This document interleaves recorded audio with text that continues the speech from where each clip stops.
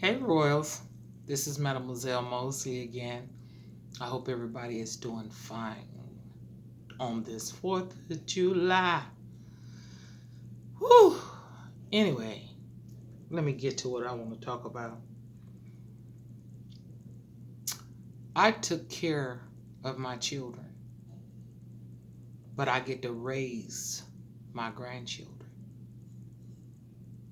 See, when I'm talking about taking care of my children, when you're in your younger aspect of life, there may be a chosen few who do things on a different level, but you take care of them. You feed them, you bathe them, you take them to school, you read to them, because you're learning and you're growing when you have your children.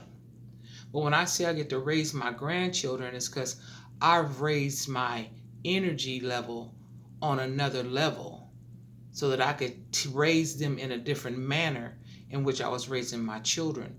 My children was my learning pattern. Now my grandchildren are a pattern to raise the bar on what it is that I put into my children, and not to make the same mistakes that I made with my children with my grandchildren. So I took care of my children.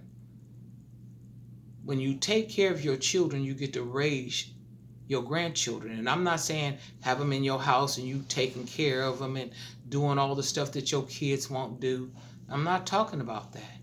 I'm talking about you get to raise their vibration level on who they are and what they can do according to how you took care of your children. Now you have a deeper view. Okay? So that was a blessing. Because I was listening to a gentleman, and he said something.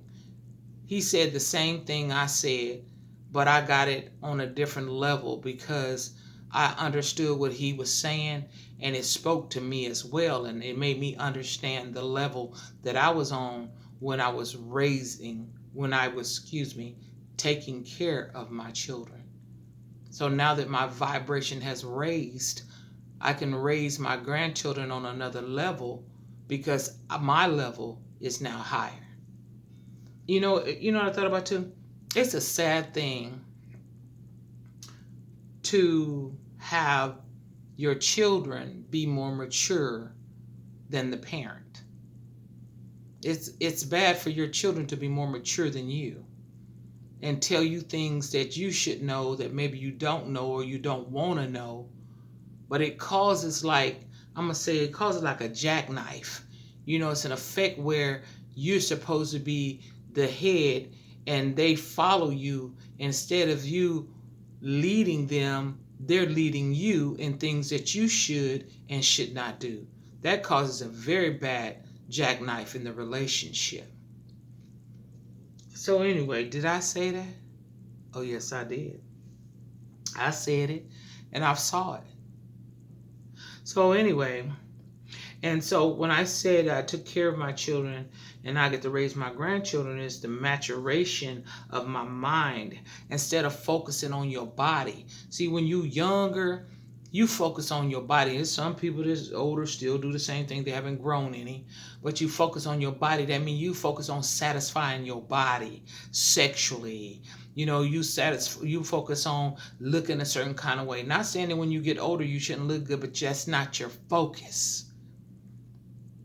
You do all that running around and trying to present yourself as this and trying to do that and still trying to turn the men on and still trying to make the women ooh and ah out of you. Baby, anyway, that's on another level. Your maturation will arise deeper than that. And you can't force it, because if you force it, you live in a lie. You have to come to the fact of the manner that this is the way it goes.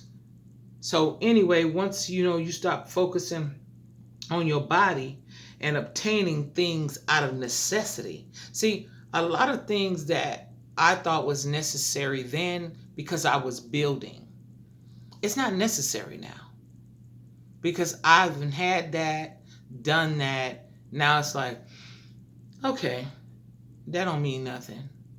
That doesn't make me mean anything more, anything less because of what I ride, where I live, or how I dress.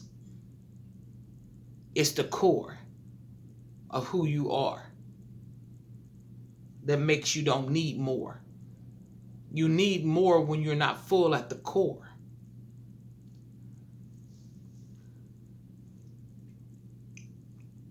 But, you know what I'm saying, not yet understanding what was truly necessary wasn't tangible things.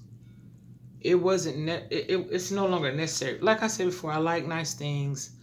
I keep myself up as best as I can, but that's not all that I am. That is not all that I am. That is the least of what I am. What you can't see is what's the most of me. And it should be you too.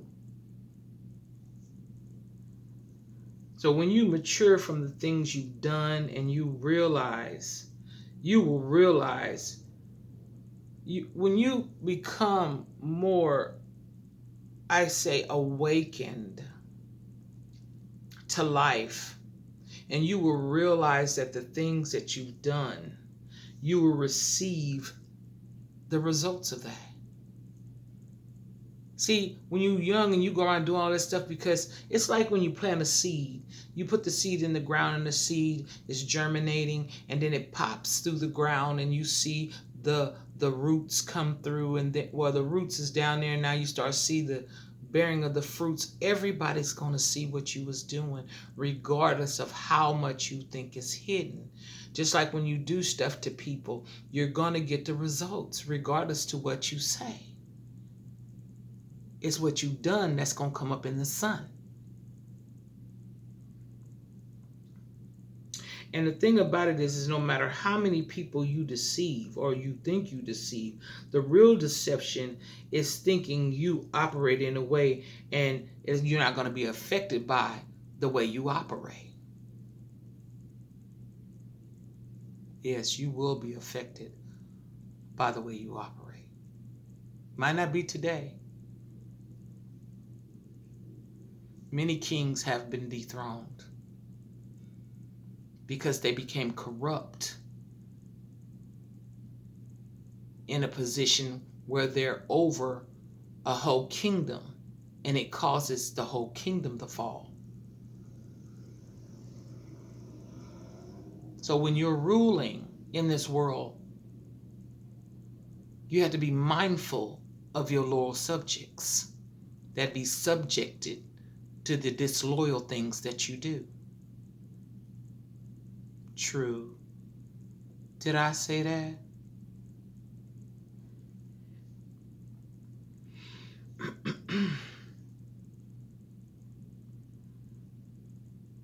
And you know, the thing about it is that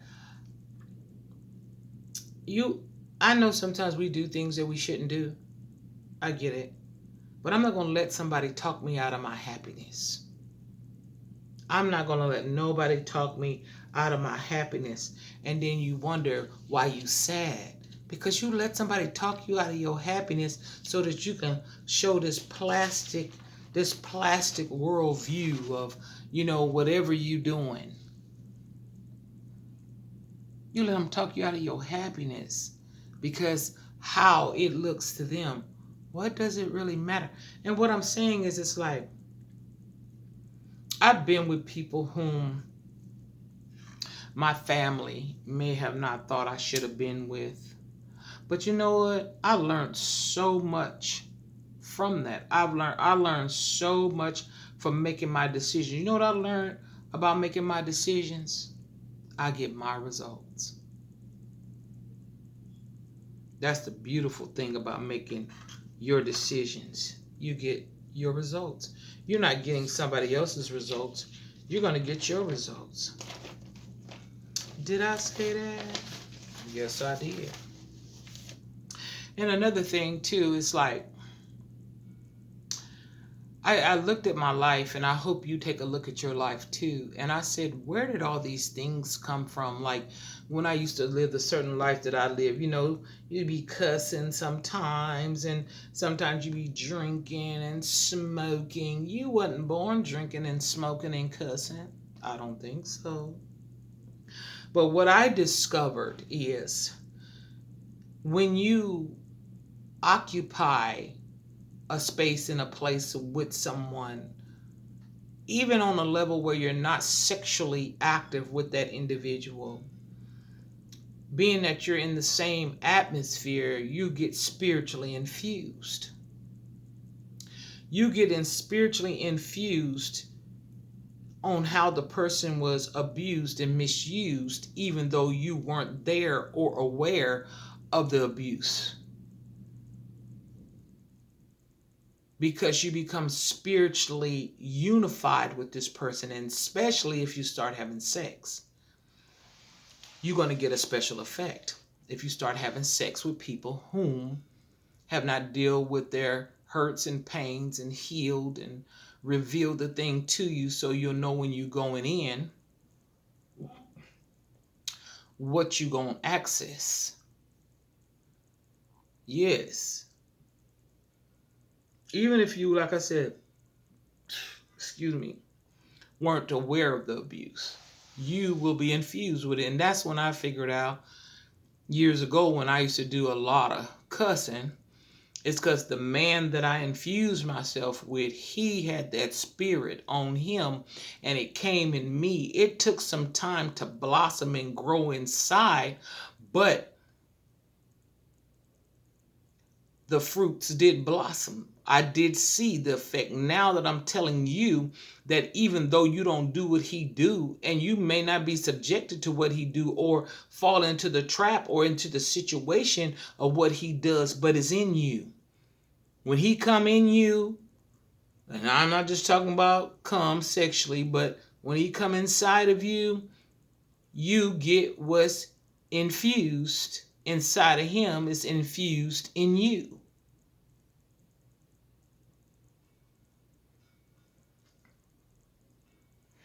You know, praises go up and blessings come down. I know y'all heard that. When praises go up, blessings come down.